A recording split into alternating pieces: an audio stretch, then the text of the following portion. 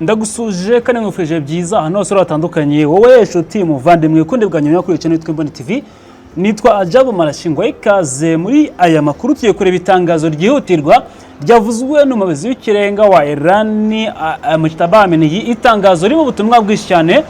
Hari itangazo yatanze yihanije abayobozi b'Amerika bakomeje kwijandika muri gahunda zose za Iran, ndetse atangaza ko abanzi bari muri Hormuz ba Amerika ndetse na Iran na Israel bazicwa bakajugunywa mu kuzimu nk'uko yabitangaje.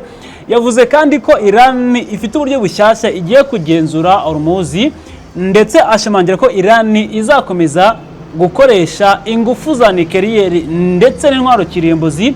Avuga kandi yuko nta muntu n'umwe uzigera abuza Iran kubikoresha, kuko ngo ari ukongera misile Iran izakomeza ibikore, kandi ngo gukomeza gutunganya intwaro za nucleaire ngo biri mu gaciro ka Iran, ndetse ngo abaturage benshi barabishyikiye muri Iran, ndetse ngo ni ibintu bemera ko, ndetse nk'uko bafata neza ngo amazi uko babunga neza bunga isuku, uko bafata neza buri kimwe cyose ngo niko misile zabungabungwa zigafatwa neza, niko kandi intwaro za nucleaire zafatwa neza muri Iran nk'uko yabigarutseho. Yavuze byinshi cyane, ariko avuga ko mu buryo ki Hormuz izagenzurwa n'ukuntu izayorwa bundi bushyashya ngo bizatanga inyungu ku bayobozi batuye isi, ku baturage benshi batuye isi, ndetse anavuga ko hari ubundi buryo bushyashya buri kubakwa bw'ukuntu Hormuz yafungurwa cyangwa se yagenzurwa byimbitse mu bundi bushya, ubu buryo yamaze gutangaza muri iri tangazo. Avuga kandi yuko umwanzi wese witwa umunyamerika, witwa umunya-Israel uri kwijandika muri gahunda zose za Iran, uwo nguwo ngo gahunda ye ngo niyo kunyuzwa mu mazi akarohamo akisanga yageze mu kuzimu nk'uko yabitangaje mu itangazo rye yashyize hanze. Reka turebe itangazo rye ryose ko ryakabitura inyurwemo ryasomwe kuri televiziyo y'igihugu ryose uko rimeze. Kuri uyu munsi umutegetsi w'ikirenga wa Iran yatangaje yuko azakomeza kurengera inyungu, akarengera nucleaire ndetse n'ubushobozi bwose bw'ingufu za Iran, ndetse akomeza kuvuga yuko Iran izakomeza kurengera ingufu zose za nucleaire nk'umutungo w'igihugu. Avuga yuko ashimangira yuko ari kurengera nucleaire cyangwa se kongera gukora nucleaire no kuzikora ku bwinshi, ndetse no gukora misile ku bwinshi no kuzirunda bakazibungabunga neza. Ibyo ngibyo ngo ni umutungo w'igihugu uzafatwa neza ukabungabungwa ndetse ukagurwa kugira ngo uzajye wifashishwa aho biri ngombwa. Arakomeza mu itangazo yasohoye kuri televiziyo y'igihugu, mu mvugo ye yavuze ko kuri miliyoni y'abantu bagera kuri 90 batuye Iran ngo mbere mu gihugu ndetse n'abari hanze yabyo ngo batewe ishema, niko yavuze. Ngo abaturage benshi barenga miliyoni 90 muri Iran imbere no mu gihugu batewe ishema n'iyi gahunda yacu, ndetse n'icyo yise indangagaciro za Iran mu kurengera inyungu zacu nk'abanya-Iran. Ati bose barankunda kandi baranshyigikiye, niko yabigarutseho.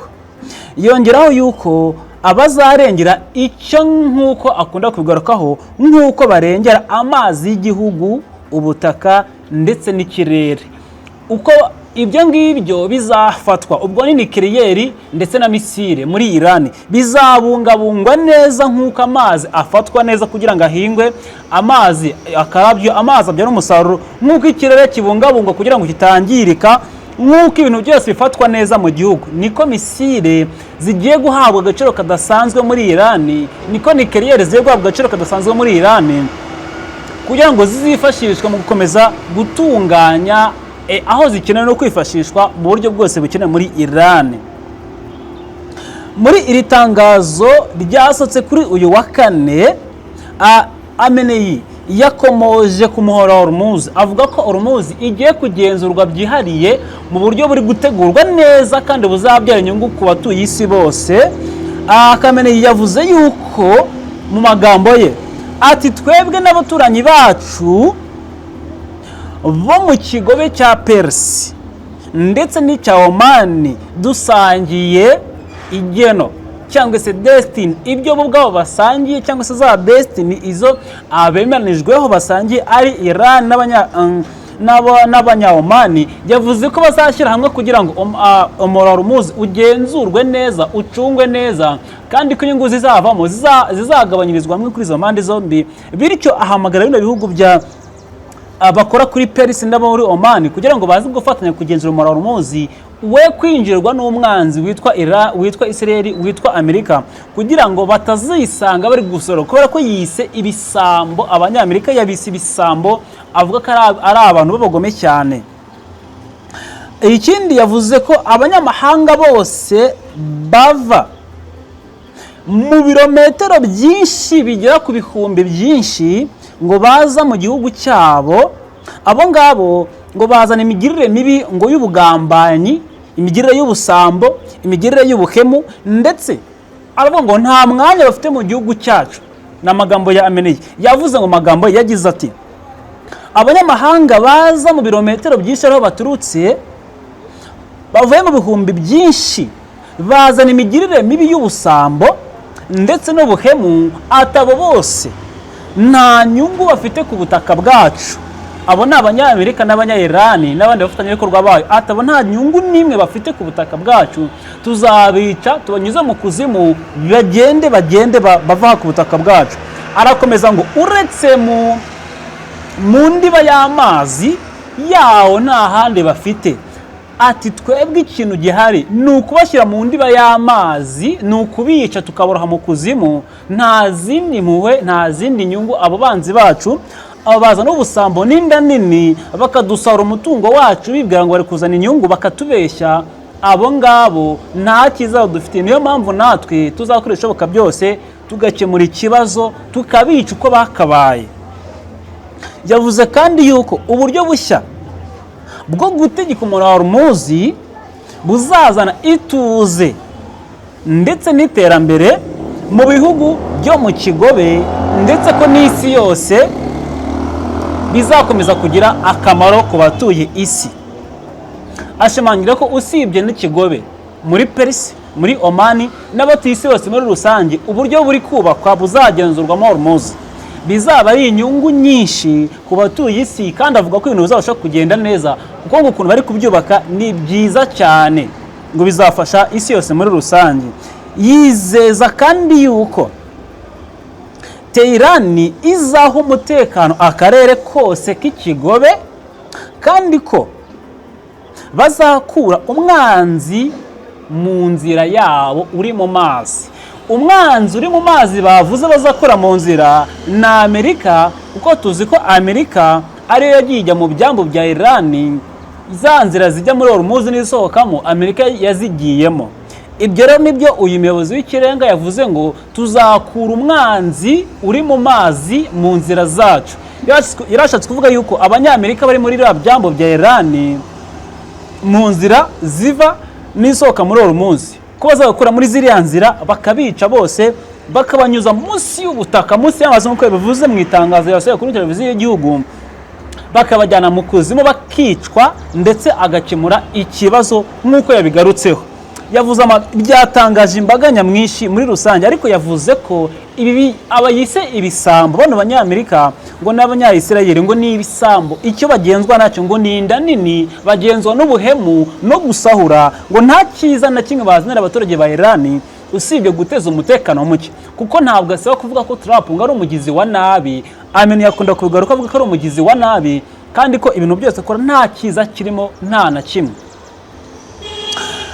Ameneye Mojtaba ntabwo arigera aboneka na rimwe mu ruhame cyangwa se agaragare, cyangwa se nubwo aragaragara mu mafoto ya nyayo cyangwa se muri video, kuva mu kwezi gushize ubwo ubutegetsi bwase bwakurwaho ndetse n'abagirwa umuyobozi w'ikirenga, ariko kugaragara mu ruhame igihe ubwose yagwaga mu gitero cyagwemo umugabo we. Isi yapfanye n'umugore we mu gitero kimwe ku 28/2026. Nyuma yabwo ntarongera kugaragara mu ruhame, kuva yaturonka ntaragaragara mu ruhame, gusa atanga ubutumwa mu nyandiko ari ku gatanda mu Burusiya ntari kwivuriza, bugasomera kuri televiziyo y'igihugu. N'iri tangazo yaryandikiye mu Burusiya ryoherezwa mu buryo butasobanuriwe neza ndimo tuzabujyanye n'abari ko nahanga ryabujyanye, ntabwo byasonetse neza ukuntu rya muri Iran igasomera kuri televiziyo, ariko no ubutumwa yohereza yanditse n'ikaramu ye akabwohereza kuri televiziyo y'igihugu, yabusinyeho bugasomwa mu izina ry'umuyobozi w'ikirenga Mojtaba Ameneye. Ariko akomeza kuvuga ko yanga abanyamerika n'abanya-Israel, kandi ko bazarwanya kugeza babatsinze. rero gushimangira ko Iran izakomeza gukoresha ingufu za nucleaire ndetse no kongera misile. Mu mezi ishize nibwo Trump yavuze ko atazigera asinya ku itegeko ryemerera uburenganzira Iran zo gukoresha ingufu za nucleaire. Ibyo byabaye mbere gato yuko Iran yari yanditse itangazo isaba Amerika guhagarika intambara, ndetse Amerika ikanaha uburenganzira Iran bwo gukoresha ingufu za nucleaire. Icyo gihe Iran ngo zahita ifungura umuriro umunsi. Trump yese asubiza aravuga ngo ntabwo twasinya ku itegeko ry'uburenganzira Iran zo gukoresha ingufu za nucleaire, ati ntitwabisinya. Ibyo bikomeza kongera igitutu n'umwuka mubi. Niyo mpamvu Mujtaba yese atanga itangazo ryihutirwa ry'itaraganya ashimangira ko azakomeza kurwana ku gihugu cye, kandi ko imbaraga zose afite n'abaturage bamushyigikiye miliyoni 90 yavuze bazashyira hamwe kurwanya umwanzi wese, ndetse anashimangira ko izo ntwaro za kirimbuzi n'izo ngufu za nucleaire Amerika imubuza ngo ni umutungo w'igihugu. Ashimangira kandi ko kongera gukora misile zikaba nyinshi zikagwira ndetse zikabungabungwa neza zikitabwaho zigahabwa agaciro kadasanzwe.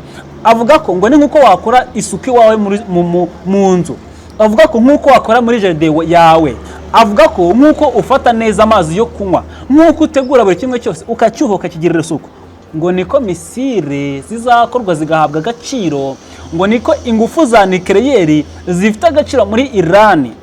Atanga ubutumwa kuri Amerika ibimubuza kuzikora, yuko itazigera itezuka kuzikora, ndetse ko itazigera ihagarara n'umunsi umwe gukoresha ingufu za nucleaire. Gusa uyu mugabo ararembye, ari kwa muganga, ariko nubwo yatesetse mu bisasu yarashweho muri iriya nyubako ubwo ari kumwe na se apfa, ntabwo byatumye Mujtaba adakomeza gukora cyane, kuko yakomeje gutanga ubutumwa bwe buryo butandukanye, avugana n'abayobozi ba Iran, akabaha ubutumwa n'icyo bagomba gukora, akabaha gahunda zose, yanarangiza nawe ubwe akajya atanga amatangazo anyuzwa kuri televiziyo agasomwa mu ruhame kugira ngo abaturage bayumve, ndetse na Iran ibone ubutumwa.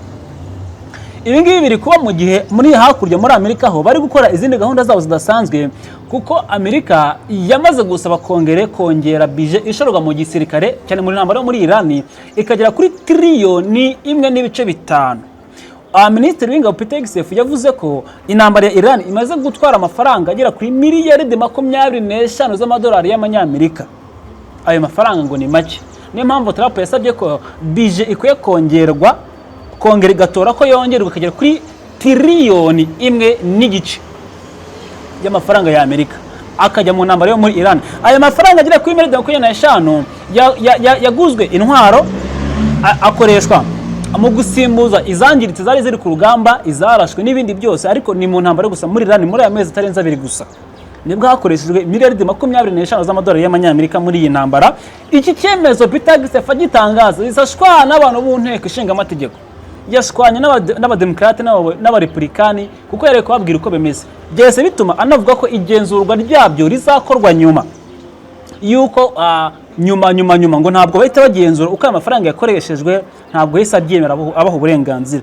Gusa byakomeje kwerekana yuko Trump akomeje kuganzwa muri iyi ntambara, kuko triliyoni 1.5 n'amafaranga menshi cyane yifuza, namaze gutikira arenga miliyaridi 25 z'amadolari, nayo ni menshi, kandi bakifuza ko yazamurwa akagera kuri menshi. Urumva rero birahura nuko Trump arimo agaragaza intege nkeya mu gihe Amerika yarimo avuga ko azakomeza kumutsinda. Kandi twibuke ko Trump akoresha ingufu n'amafaranga menshi kuri drone nkeya za Iran, ariko zifite agaciro n'ubuhanga budasanzwe. Noneho izo drone Iran yajya kuzirasa igakoresha amafaranga menshi y'umurengera mu kuzirasa, ugasanga ayo mafaranga arengaza miliyaridi nyinshi niho ari gutikirira. Niyo mpamvu rero ibintu ku mpande zose bari kuvuga bitandukanye. Trump akavuga ngo tuzabarwanya ntimukure nucleaire, twongera amafaranga tubatsinde, dufunge ibyambo byanyu, ariko amena akavuga ngo icyo tuzi cyo nuko tuzakomeza gukorera ingufu za nucleaire, ntituzarekera kuzikoresha, ntituzatezuka n'umunsi umwe. Agashimangira kandi yuko ari umutungo kamere w'igihugu nk'uwundi wose, nk'uko ari ubutaka, nk'uko avuga ikirere, nk'uko avuga amazi, na nucleaire n'intwaro kirimbuzi na misile, izo ni umutungo kamere nk'uko bigaragara.